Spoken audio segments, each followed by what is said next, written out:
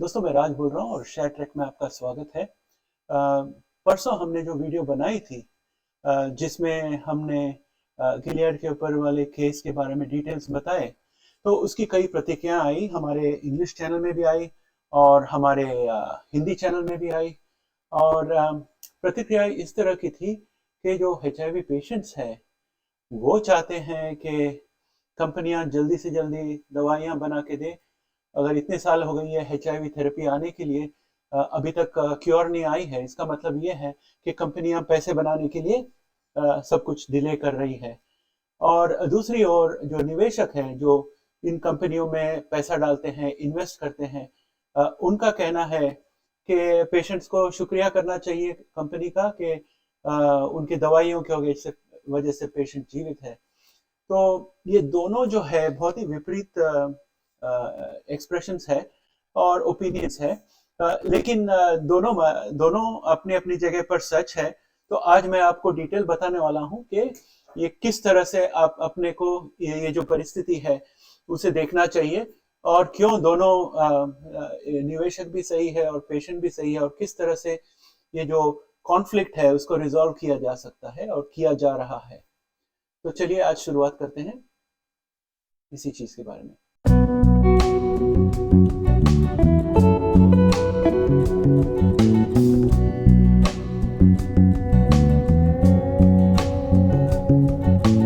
तो दोस्तों, ये जो गिलियड कंपनी है उसने 12 HIV थेरेपीज बनाकर मार्केट में लाई है और ये कई सालों से लोग यूज कर रहे हैं। और गिलियड ने काफी पैसे खर्चे किए हैं रिसर्च डेवलपमेंट करके नए नए HIV थेरेपीज ले आने के लिए।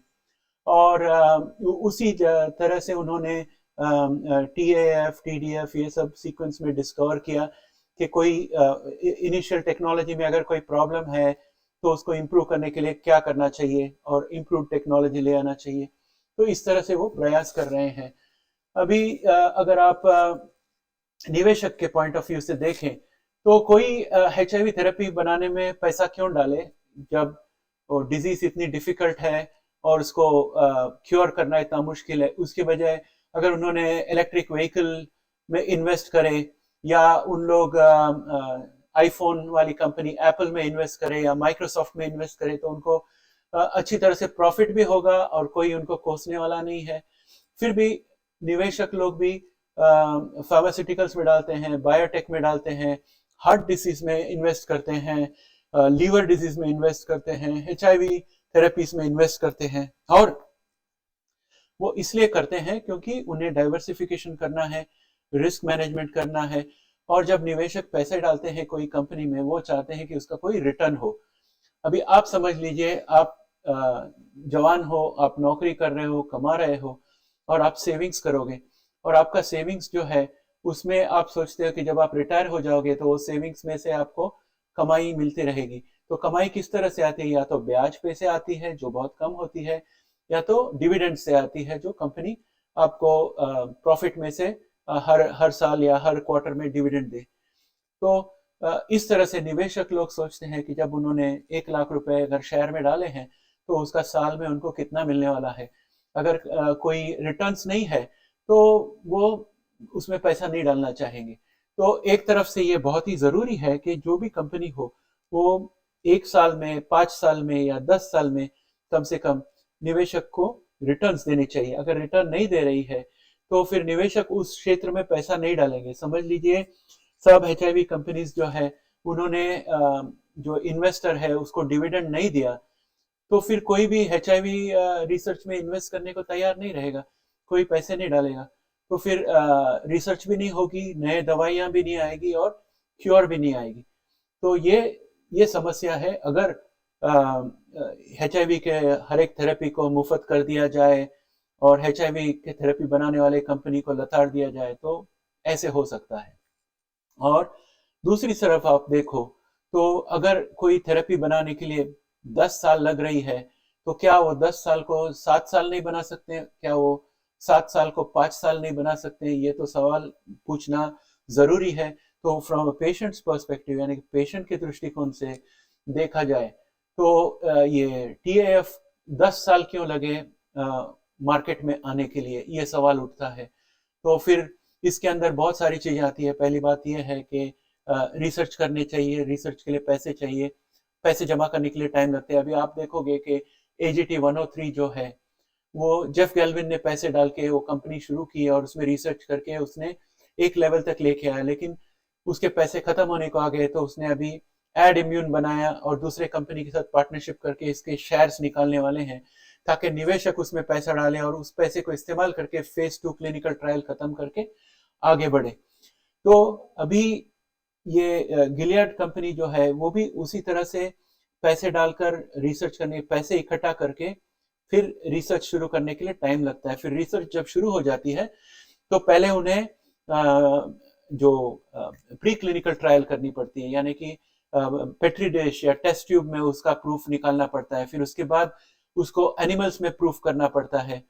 एनिमल्स में प्रूफ हो जाए तो FDA देखती है, वो कहती है ठीक है अभी आप इंसान पे कर सकते हो, लेकिन इंसान में फेज 1 ट्रायल जो है कम से कम डोज के साथ शुरू होना है और सेफ्टी चाहिए। अगर एक भी पेशेंट को तकलीफ हो गई तो क्लिनिकल ट्रायल बंद। तो बहुत संभल संभल के कंपनी छोटी डोज से शुरू करती है, और अगर फेज 1 क्लिनिकल ट्रायल खत्म हो जाए और किसी को कोई नुकसान नहीं हुआ तो फिर फेज 2 क्लिनिकल ट्रायल शुरू होती है, जहां पर डोसेज और सेफ्टी दोनों देखी जाती है। डोसेज बढ़ा दी जाती है और सेफ्टी भी है कि नहीं देखनी चाहिए डोसेज बढ़ने के साथ, और कौन सी डोसेज में जाकर सही असर मिलता है ये देखकर फेज 2 क्लिनिकल ट्रायल खत्म हो सकता है और अप्रूवल मिल सकती है। कभी कभी प्रॉब्लम्स आ जाती है तो उस प्रॉब्लम का निदान निकालना पड़ता है और फेज 3 भी हो सकता है या फेज 2B भी हो सकता है। तो ये सब गुंजाइश है, और ये सब चीज होने के लिए 5 से 7 साल लग जाती है, कभी कभी 10 साल लग जाती है। तो ये कहना बहुत मुश्किल है कि क्या कंपनी जानबूझकर डिले कर रही है और पैसे कमाने के लिए, क्योंकि जो पेशेंट्स कहते हैं ये बात में भी दम है कि अगर कंपनी ने एक दवा बना दी, क्यों ना उसे 10-15 साल चलाकर उसमें से पूरा मुनाफा कमा ले, फिर नई दवाई ले आए। तो पूरा पैटेंट जब तक खत्म नहीं हो जाए तो उसका इस्तेमाल करें, और पैटेंट खत्म होते ही नई दवाई ले आए। तो ये बात भी सही है, लेकिन इसमें क्या होता है कि अगर आपका पैटर्न अगर डिले हो गया, पैटर्न अगर खत्म होने तक इंतजार करे तो जेनेरिक वर्जन नहीं आ सकती। तो जेनेरिक वर्जन भी आपको जल्दी चाहिए पैटर्न खत्म होने के पहले। तो निवेशक देखता है और कहता है यार इसमें हमने पैसे लगाए, हमने रिस्क लिया, ये दवा फेल भी हो सकती थी, और 3-4 दवा फेल होने के बाद एक दवा सक्सेस हुई है। जो फेल हुई दवाई में हमने खर्चा किया है वो सब पैसे जो सक्सेस हुई दवाई है उसमें से ही हम निकाल सकते हैं। तो हमें तो 10 साल चाहिए कम से कम निकालने के लिए, लेकिन world health organization, MPP, government सब मिलके हम पे दबाव डालती है कि चलो 5 साल हो गए तो चलो अभी जेनेरिक बना दो, और जेनेरिक हो जाए तो बहुत सस्ते में दूसरे लोग बना लेते हैं और बेच देते हैं, और हमारा पूरा जो इन्वेस्टमेंट है वो रिकवर करना मुश्किल हो जाता है। तो ये इस तरह की समस्या आती है। तो government, world health organization, MPP ये सब मिलकर ये कोशिश करते हैं कि निवेशक को भी ऐसा न लगे कि HIV में अगर हमने इन्वेस्ट किया तो हमारे पैसे डूबने वाले हैं, कुछ वापस आने वाला नहीं है और उल्टे की गालियां पड़ेगी, तो निवेशक पैसे नहीं डालेंगे। तो उनको भी खुश रखना है, और गरीब देशों में जो लोग रहते हैं जिनको गवर्नमेंट भी अच्छी तरह से पैसे डालकर ART नहीं दे सकती या ऐसे दवाइयां नहीं दे सकती, तो उनको भी किस तरह से हम सुविधा पहुंचा सके। तो इसका जो है वो बैलेंस करने की कोशिश करते हैं, ये दोनों पेशेंट्स के और निवेशक के जो रिक्वायरमेंट्स है इनके बैलेंस के लिए। और इसके बीच में एक तीसरी पार्टी है साइंटिस्ट। साइंटिस्ट लोग पैसे के लिए काम नहीं करते हैं, हालांकि उन्हें पैसे की जरूरत है ताकि उनके बच्चों को स्कूल भेज सके, उनके घर में दाना पानी हो, और सर के ऊपर एक छत हो, और अच्छी तरह से जी सके, उसके लिए उनको पगार की जरूरत है और उनको बोनस की जरूरत है। जैसे आप लोग भी काम करते हो तो आपको पगार चाहिए, हर साल बढ़ते हुए पगार चाहिए, हर साल बोनस चाहिए।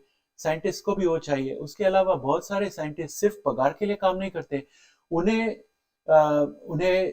ऐसे लगता है कि हमें इस दवाई इस बीमारी के लिए इलाज ढूंढ के निकालनी चाहिए और हमारे नाम सुनहरे अक्षर में लिखे जाए इतिहास में, हमें नोबेल प्राइज मिले।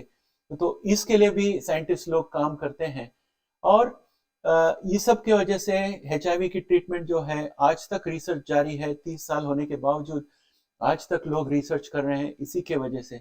सो पेशेंट्स को भी ये देखना चाहिए कि हम किस तरह से कंपनी को भी देखें कि कोई कंपनी ऐसे भी हो सकती है, कोई कंपनी जो फायदा उठा रही हो मौके का, लेकिन बहुत सारी कंपनियां ऐसी है जो अच्छी तरह से काम करती है।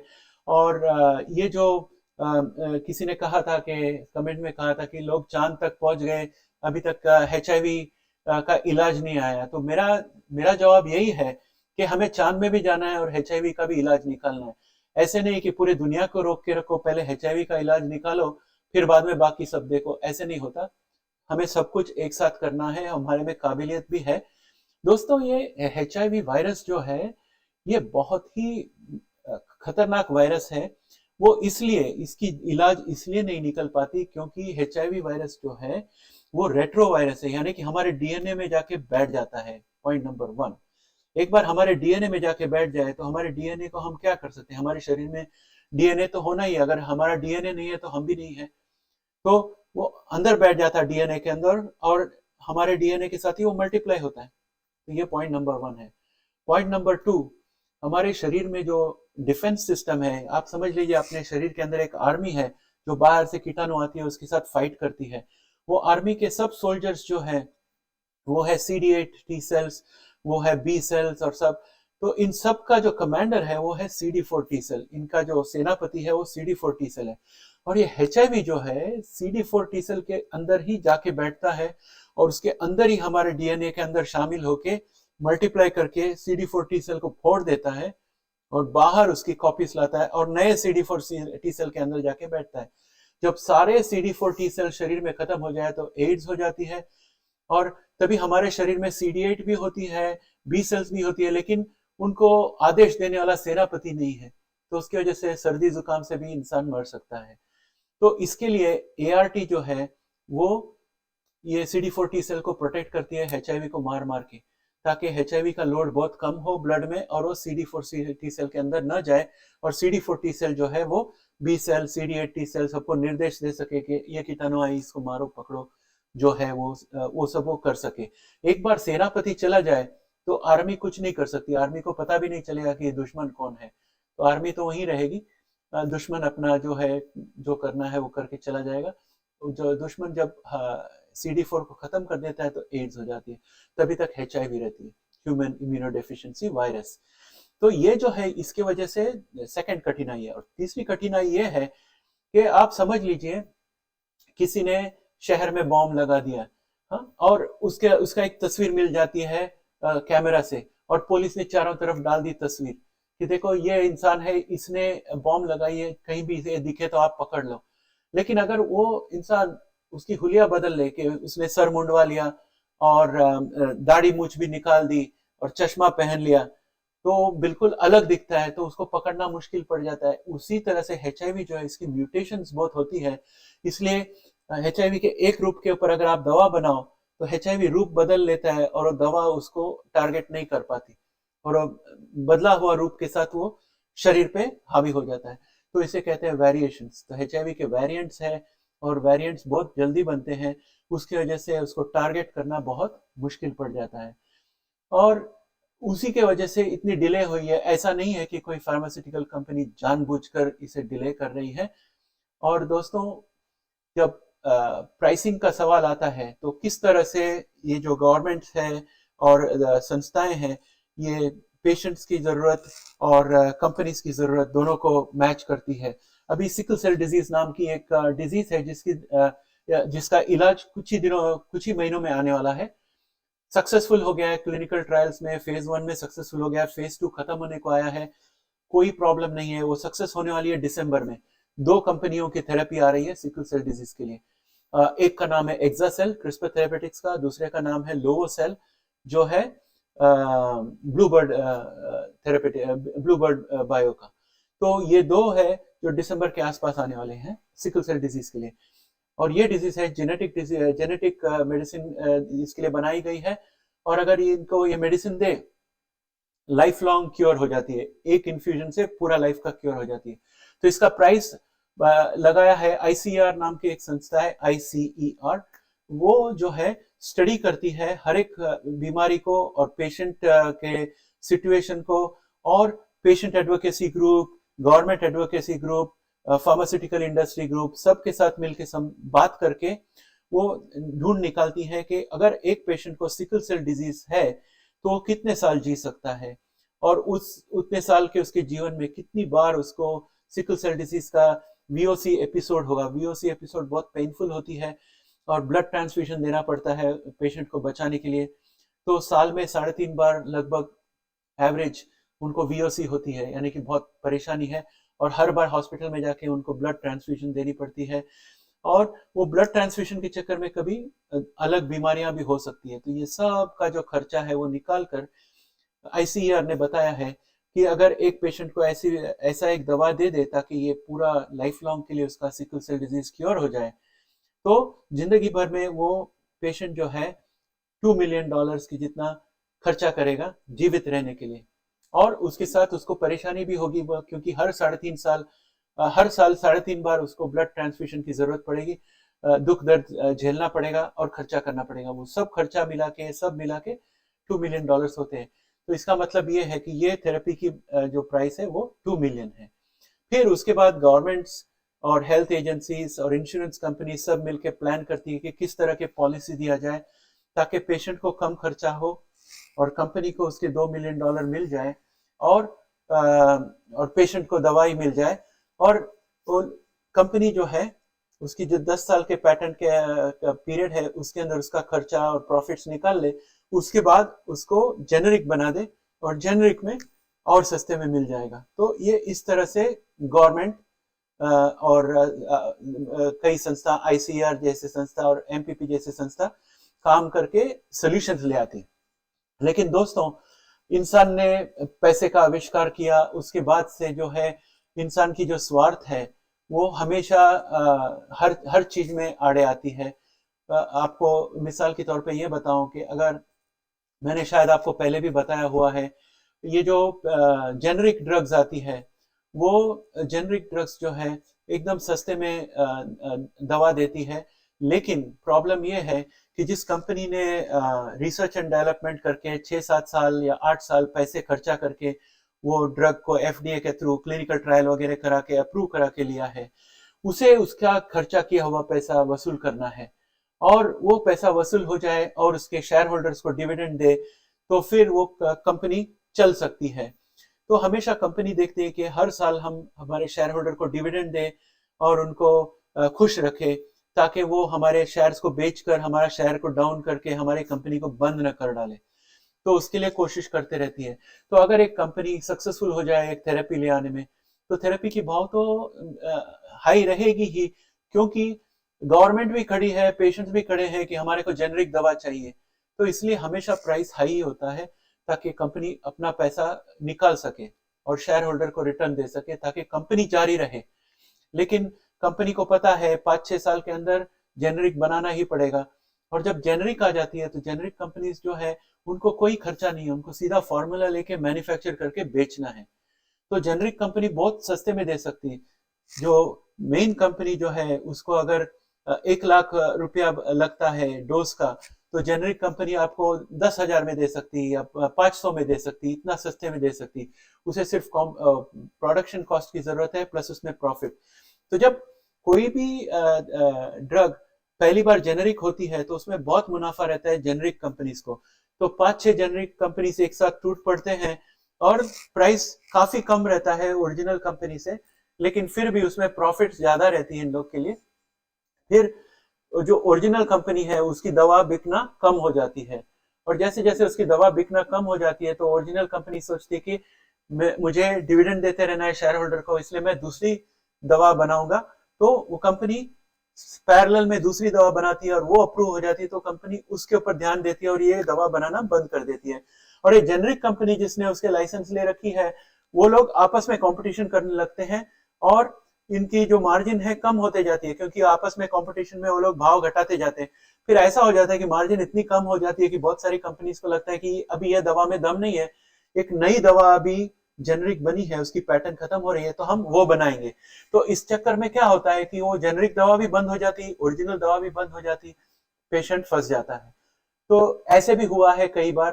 तो ये जो है इंसान की जो स्वार्थ है, स्वार्थ की वजह से ऐसे होता। और कंपनी को भी दोष दे सकते हैं कि कंपनियों में भी स्वार्थ होती है। पेशेंट्स को भी हम दोष नहीं दे सकते क्योंकि वो पीड़ित है और उनको जल्दी से राहत चाहिए। शेयर होल्डर्स को हम किस तरह से दोष दे सकते हैं, क्योंकि वो शेयर होल्डर जो है उसको डिविडेंड मिले तो वो रिटायर हुआ होगा, उसके घर में दाना पानी चलेगा। तो ये इस तरह से आपको सबकी पॉइंट ऑफ व्यू से देखना चाहिए। तो इस कहानी में कोई भी खलनायक नहीं है, सब अपनी अपनी जगह मजबूर है। और गवर्नमेंट और जो एनजीओस है और आईसीईआर, एमपीपी जैसे संस्था है और वर्ल्ड हेल्थ ऑर्गेनाइजेशन है, ये सब मिलकर कोशिश कर रहे हैं कि एचआईवी की दवाइयां आपको जल्दी से जल्दी मिले, अच्छी से अच्छी मिले, कम से कम भाव में मिले। दोस्तों, ये जो एआरटी गवर्नमेंट्स जो है फ्री में देती है या सब्सिडाइज करके देती है, इसका बहुत ज्यादा खर्चा होता है गवर्नमेंट को और वो टैक्स पेयर के पास से आती है। और गवर्नमेंट ये क्यों करती है? क्योंकि अगर आपको एआरटी दे और आप रेगुलरली एआरटी ले तो एचआईवी का फैलना बंद हो जाएगा। पहली बात है, फैलना बहुत ही कम और बंद हो जाएगा। और दूसरी बात यह है कि अगर एचआईवी फैले नहीं तो ह्यूमन बींग्स में से एचआईवी निकल जाएगा। आगे चलकर गवर्नमेंट को एआरटी भी कम खर्चा करनी पड़ेगी। लेकिन अगर अब एचआईवी के लिए एआरटी नहीं दिया गवर्नमेंट ने तो एचआईवी बहुत बढ़ जाएगी और एचआईवी के साथ साथ लोगों को अलग अलग तरह की बीमारियां आएगी। उस बीमारी का भी इलाज करना पड़ेगा, हॉस्पिटल्स बढ़ जाएंगे, डॉक्टर्स भी बहुत मुश्किल में आ जाएंगे क्योंकि बहुत पेशेंट्स हो जाएंगे। और नौकरी करने में जो लोग जाते हैं वो लोग छुट्टियां ज्यादा लेने लगेंगे, प्रोडक्टिविटी कम हो जाएगी, पूरी अर्थव्यवस्था खराब हो जाएगी। इसलिए गवर्नमेंट को भी हमेशा यही लगता है कि हमें कुछ इस तरह से काम करना है कि एआरटी सब्सिडाइज कर दे और लोगों को सुरक्षित रखे। तो दोस्तों, ये सब बातें आप याद रखना और निराशावादी नहीं होना, हमेशा ये सोचना कि सब कुछ अच्छा ही हो रहा है और अपने मन को एकदम फ्रेश रखना, शक वाला मिजाज नहीं रखना, सब कुछ अच्छा हो जाएगा। मुझे उम्मीद है कि और 5 से 10 साल के अंदर फंक्शनल क्योर और स्टेरिलाइजिंग क्योर दोनों आ जाएंगी। और एक बार एचआईवी इंसान से निकल गई ना तो फिर दोबारा आने वाली नहीं है, क्योंकि हमारे पास दवाइयां हैं। और जो भी कंपनी एचआईवी के लिए दवा बनाती है उसकी मार्केट लिमिटेड है। ऐसी नहीं है कि हार्ट डिजीज के मार्केट की तरह के लोग पैदा होंगे, सबको हार्ट डिजीज होगा, सबको दवा देती जानी है, वैसे नहीं है। एचआईवी एक बार इंसान से निकल जाए तो फिर दवा बंद, दवा के लिए कोई मार्केट नहीं है, राइट। तो वो कंपनीज भी जानती है, तो उन्हें भी जो उनकी जो इकोनॉमिक प्लानिंग होती है उसमें वो सोच के ही प्राइसिंग करते हैं। तो दूसरा सवाल ये आता है कि एचआईवी की अगर दवा आ जाए तो उसका प्राइस क्या होगा? तो उसका जवाब ये है कि एक इंसान का एचआईवी के साथ जिंदगी कितनी लंबी हो सकती है एआरटी के साथ, और उतना एआरटी का खर्चा क्या होता है, और उस इंसान को एआरटी के साथ जो साइड इफेक्ट्स होती है कि किडनी वीक हो गया या बोन्स की प्रॉब्लम हो गई या जो भी है, उसकी दवाई की जितनी खर्चा होती है और वो जितना ऑफिस में काम नहीं कर पाता, ये सब चीज को मिला के जो डॉलर नंबर आती है, उस डॉलर नंबर के अगेंस्ट ये एचआईवी थेरेपी का प्राइस आ सकता है।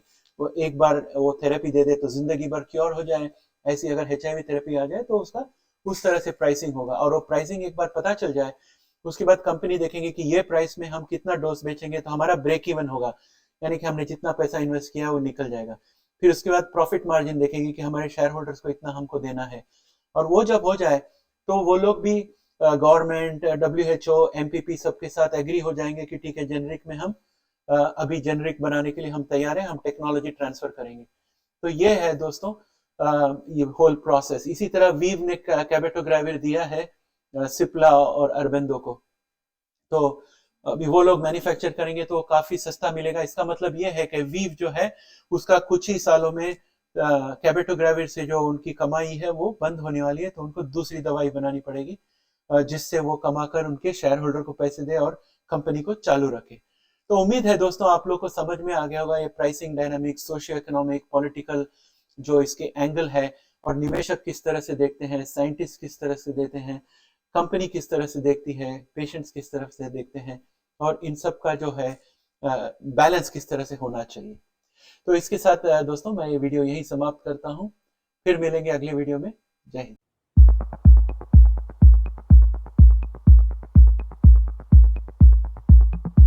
दोस्तों आपको ये मेंबरशिप अभियान में मैं ये बताना चाहता हूँ कि इस चैनल को सहायता देने की बहुत ज़रूरत है।